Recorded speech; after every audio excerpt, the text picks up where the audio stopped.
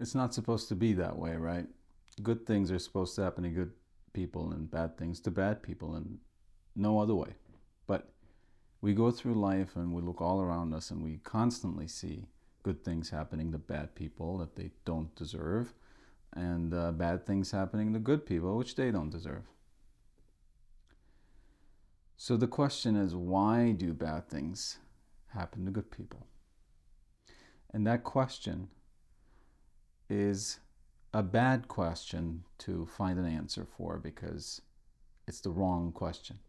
But it is a good question for discovering where we've gone wrong in asking that question. Because whenever I hear talk of bad things happening to good people and good things happening to bad people, I know for a fact that whoever is talking like that hasn't found a meaning for life, for their existence, and they don't understand what can possibly govern a world such as ours in which bad things happen to good people and good things happen to bad people. So the question really is not a question at all, and how we might lead someone like that to see that it's a fundamentally flawed question. My favorite way is the story that you might have heard of, and I don't know where it comes from, but I've heard it a couple of times, and it's about these two farmers or neighbors in the country. One of them trains horses for a living, and one day one of his horses escapes, jumps the fence, and it's gone. And the neighbor comes over to the horse trainer and says, "Hey, I've heard your horse is gone. I'm so sorry. This is your living, and now it's gone." And the guy says, "Who knows what's good or bad?" The neighbor goes, "Okay, it's kind of weird, but all right." And sometime later, actually, the horse comes back. And the neighbor goes over again and says, "Hey, I heard your horse came back. That's such great news. It's not gone after all." And the guy again says, "Well, who knows what's good or bad?"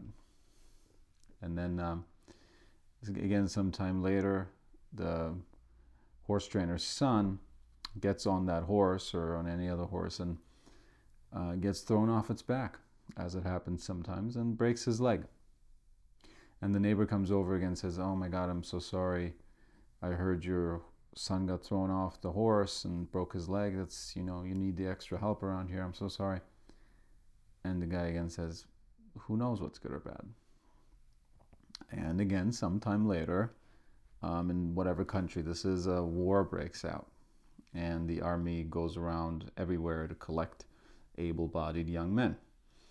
And they come to this farm, to this guy, and they see that the son has a broken leg, so he's no good. He's not eligible. So they leave him with his father. And the neighbor comes over and says, "Hey, I heard your son didn't get drafted because of his leg, and that's great that he can be with you still and doesn't have to risk his life." And the guy again says, "Who knows what's good or bad?" And the story just goes on like that because life just goes on like that. So to ask why good things happen to bad people really is a result of narrow perspective. We really cannot have the kind of perspective that we would need to have to call anything good or bad, because we go around life and we observe, oh yeah, that seems like a good thing that happened to this person, but then it might turn out that it was actually not so good, or again it might turn out that it was indeed good, and so on and so forth, and sometimes obviously we can never know. So what's the point in doing this? What's the point in going around life and constantly judging things, good, bad, or neither, and just constantly being confused about how bad things can happen to good people? It's really an issue of the ego, because we don't go around looking at rocks and saying, "Oh, raining right now, that's good for the rock, and this or that, that's bad for the rock." We don't care about the rocks, so we don't say that it's either good or bad. We don't care. We just observe it and we see what's objectively happening around us, and that's it. But when it comes to us, because we assume that we're so important, we say this is good, this is bad, and this shouldn't happen because I'm an important person, I'm a good person, so bad things shouldn't happen. And in fact, the things I want to happen, all the good things, should happen exactly in the way that I want them to happen. And then when they don't appear to be that way, we get frustrated, we get angry. And that's, when we think about it, when we observe it in others, we can see how silly that is. But we cannot seem to observe it in ourselves. The point is that you are not your problems. The things that happen to you are not you. You having friends that do this or that are not you. Your problems are not you. You are you, and you are none of those things. And what I was saying earlier about that someone who thinks like this simply hasn't found the perspective, the meaning in their life yet. What I mean by that is there's this very important book written by philosopher Viktor Frankl, and it's called Man's Search for Meaning. And it's a very important book. I actually recommend you read it just simply because it's so interesting. This Viktor Frankl is a guy who survived the Holocaust. He's a Jew who ended up in a concentration camp, multiple of them. And many of the people he went in there with, and many people he observed there, did not make it out. Most people didn't. But what's more important is when he was there, he observed, of course, people dying, people just being so hungry out of their mind and just losing it, being angry, being desperate, and dying in all sorts of ways. And even he talks about how they would know that someone's about to die just by looking at them, because they would lose their spirit, they would lose hope of ever getting out of there. And as soon as someone made a comment to the effect that, showed the others that they did lose hope, everyone else knew that that person had a few days, and in fact they would die. So he observed all these what we would call terrible things, but what he also observed was people giving their last piece of bread to someone else who was constantly crying out for food and saying that they were going to die and that they were starving.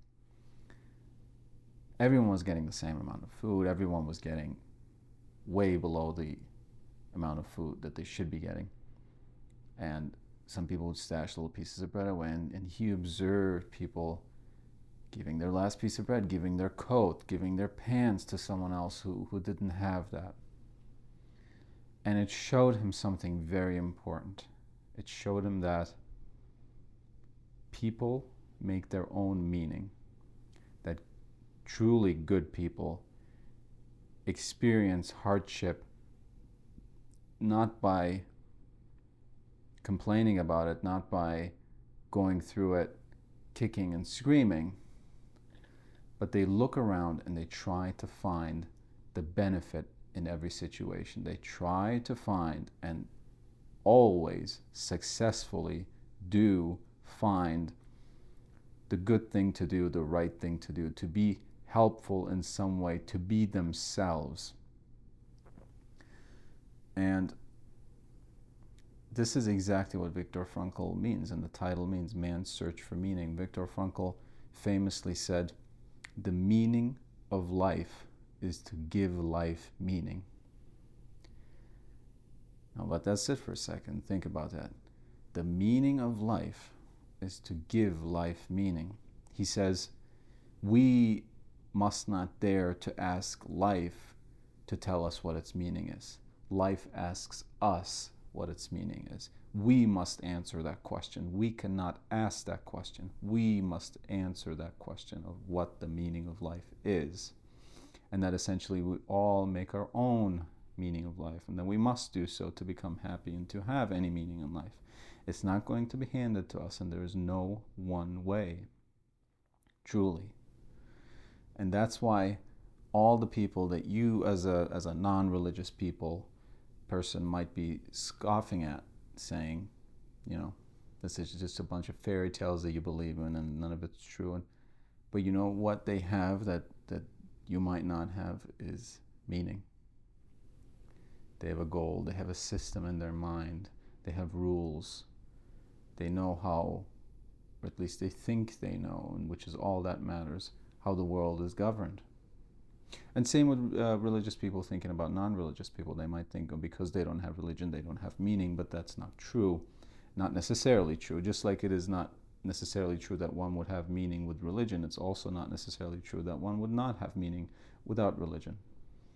And that's exactly what this book is about. That's exactly what Viktor Frankl's thought is about. And that's what I wanted you to think about today.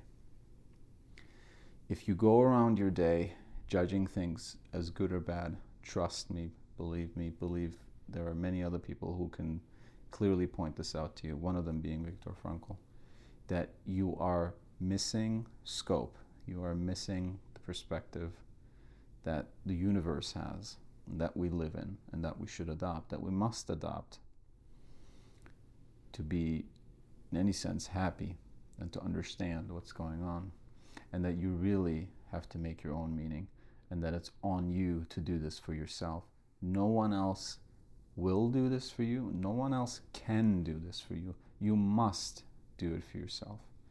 And every moment that you don't, you are trapped in looking around and being confused how good things can happen to bad people and how bad things can happen to good people.